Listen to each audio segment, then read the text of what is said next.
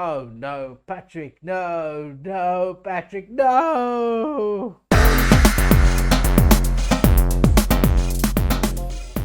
Ladies and gentlemen, welcome back to the channel where we unpack, untangle, and unwrap the leadership lessons from history, fiction, politics, and everything in between. If you're new to the channel, consider subscribing for more leadership lessons. Remember to give a comment down below for any leaders you want to see covered in these videos. Other than that, buckle up and think like a leader. Today we're going to react to the leadership lessons of SpongeBob SquarePants, words that I never thought I'd put into a sentence, episode something from season 12 called Boss for a Day. Let's lead.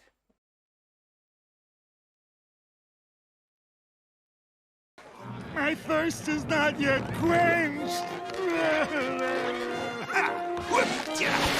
Here you go! Thank you.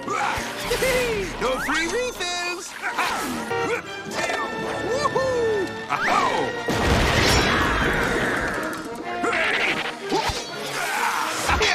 Here we see Mr. Krabs being a very hands-on entrepreneur. He's clearly very busy in his business, which unfortunately can be a double-edged sword. Yes, you want to be active in your businesses and you want to have a leadership role in your business, but remember that your responsibility should not always be to work in your business, but to work on your business. As the leader, you need to be able to delegate responsibility and to get someone to help you with all these administrative and leadership tasks. What is it, girl? What do you smell? Whoa! All day long you'll have a penny. What a good girl. Greedy Mr. Krabs, clearly being very careful and attentive to detail, but just keep in mind that don't be so focused on the details that you forget to work on the bigger picture. As a leader, your responsibility is to get to the end result, not to micromanage, not to make sure that every tiny little thing gets done. Make sure that you delegate responsibly.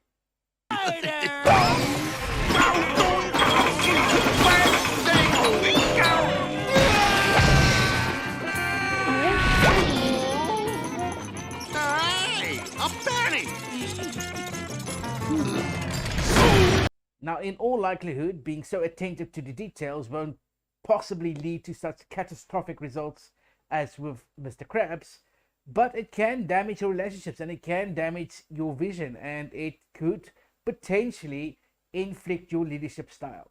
So remember, don't ignore the details, but don't be so over-focused and over-committed on the tiniest of details that you forget to lead to the bigger picture. Wait, Mr. Krabs, who's in charge while you're out? Oh, he picked me! I'm in charge! Ha! You can't do Krabs' job. I can't! Of course not! You're gonna get some annoying idea in your head, act all silly, and ruin everything, like you always do. Here we have a good example of two different types of follower readiness as developed by Paul Hershey and Kenneth Blanchard. Let's look at the 4 styles of follower readiness. On the bottom right hand side block, we have someone who is low in their capability and also low in their willingness to grow. Basically, they are unable and they are unwilling. Not the ideal person to have on your team. On the top right hand side block, we have someone who is low in their capability but high in their willingness to grow. So they are willing, but they are unable, meaning they don't have the training or the knowledge or the experience to do these things. Top left block, we have someone who is unwilling, but able. They have the capability, but they lack the willingness to grow. This could be for a variety of different reasons. Sometimes it's a confidence that they lack. Sometimes it's a cultural thing. They have the capability, but we need to motivate them and we need to move them. Bottom left, we have the ideal team member, which is someone who has high levels of willingness and they are highly capable. The best people to have in your team are the willing and able. SpongeBob has willingness in spades, but lacks the training and support needed to step into the role of leadership. With room to grow, plenty of support, and giving him opportunities where he can safely make mistakes and learn from them, he will definitely make for a good leader. Squidward is another matter completely. He falls more into the able but unwilling criteria. Someone like this needs to be sold on the vision and rewarded regularly. Well, I guess if I want a boss like Mister Krabs, I learn to think like crabs. Yes, SpongeBob just physically transformed himself into Mr. Krabs to think like Mr. Krabs. If you are the leader, then there's nothing wrong with getting some inspiration and some motivation and some encouragement and learning lessons from other people. But do not try and transform yourself into someone else's type of leader. You have to be the leader that you are. You have to find your way. You can't be the next Simon Sinek if you only think and act and do like Simon Sinek. You can't be the next Kenneth Blanchard or the Rowan van Dijk or anybody that is a leader. You have to find your own style. Mister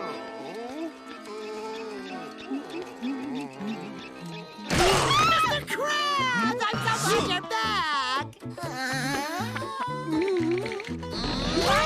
Ooh, just wait till you see what I've done to your restaurant.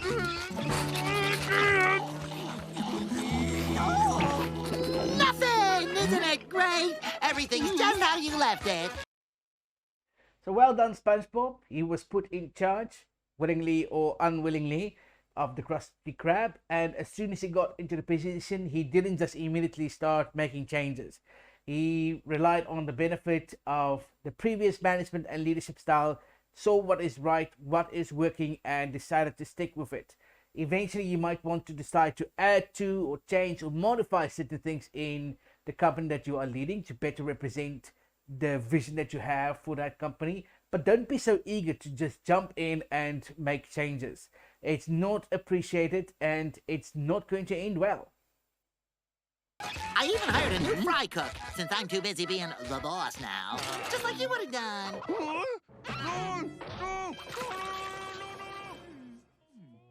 Oh no, Patrick, no, Patrick, Don't worry, no! I've taught him everything I know.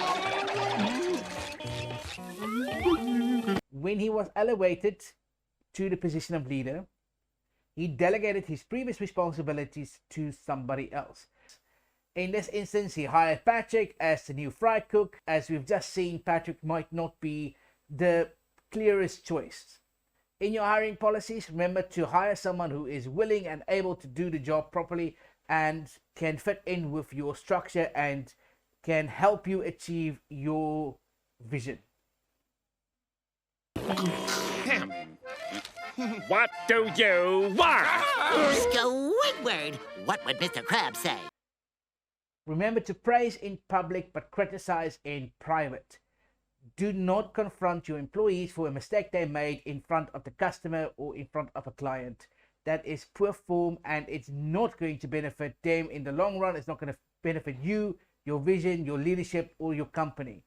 Your people need to understand that there are standards and there are practices and procedures in place, but you do not break people down in front of other people. It's the Krusty Krab, Mr. Squidward. We're always polite to our paying customers. Welcome to the Krusty Krab. May I please take your order? Remember, Squidward, service with a smile. Here's his jump.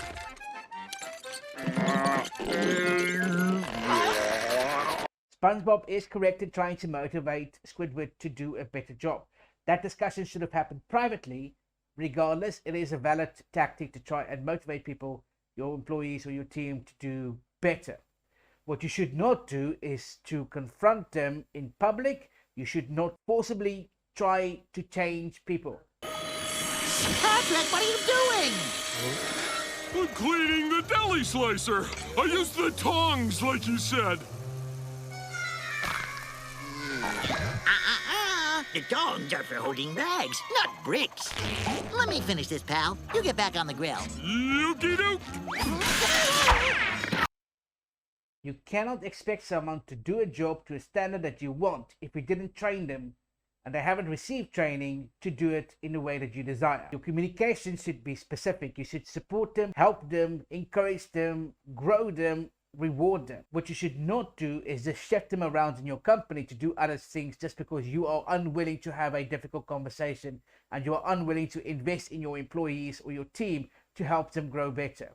And you, as a leader, need to get better training in how to communicate to your team, not just in how it's said, but how it is received. Your message is important, your team is important. Remember to treat people as individuals and assets to your company and to your leadership and to your vision.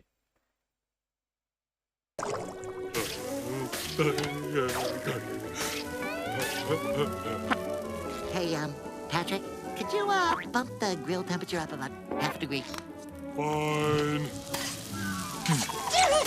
And you should be flipping the patties with a clockwise wrist motion. No, Patrick, we went over this. It goes bun, patty, cheese, pickles, lettuce, tomatoes, bun. Not bun, patty, cheese, lettuce, pickles, tomatoes, bun. That's it! This was supposed to be fun!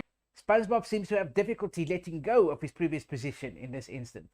And what seems to happen quite frequently in real life, in companies, in leadership, is that people want to try and micromanage other people that have taken over their previous position. That does not end well. It destroys your relationship with your team, with your friends, with other people, and it will just destroy your leadership style. Remember to be uniquely you in your leadership style and to give that same benefit to somebody else when they try and take over a position that you used to occupy.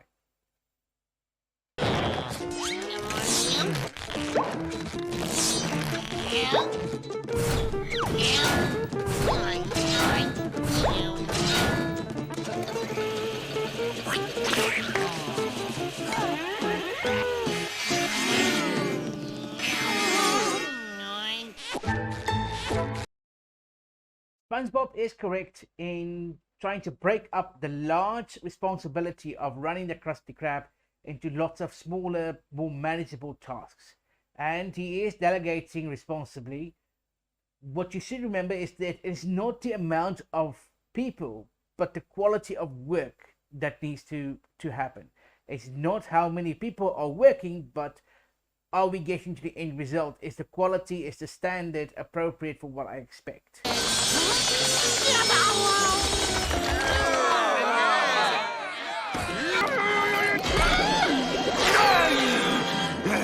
Mister Krabs, you're all better. Sorry I let you down. All I wanted was to be a good boss, just like you. Oh, well, there's no need to get your sails in a twist about it, boy. Nobody's just like me. Oh, so in a way, I done good, huh? Oh, no. No. Not even close. You were the worst boss ever. I'm gonna have to dock your pay for decades just to cover all the damage you caused.